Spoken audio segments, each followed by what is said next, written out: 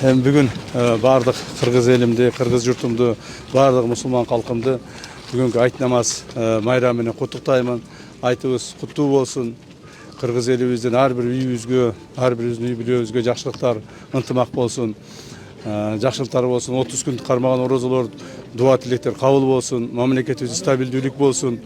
Алла Тааланын ыраазычылыгы үчүн ушул бүгүнкү айт намазынын урматына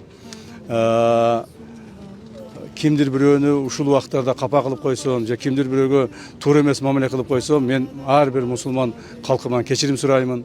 Жана ушул айт намаз маалында, то есть орозо маалдарында жалган жала таратып, ар түрдүү ушак сөздөрдү таратып, ар түрдүү жаман болбогон нерселерди айткан, жана ошолор тараткан ар бир адамды дагы мен Алла Тааланын ыраазычылыгы үчүн, айт намаздын урматы үчүн кечирдим бардыгын. Кечирдим. Мындан ары мындай жаман иштерге барышпасын. Жаман сөздөрдү, туура эмес маалыматтарды таратышпасын. Жүрөгүнө иман берсин алардын дагы. Алла Таалам ар бириңизден ыраазы болсун. Майрамыңыздар менен, урматтуу мусулмандар.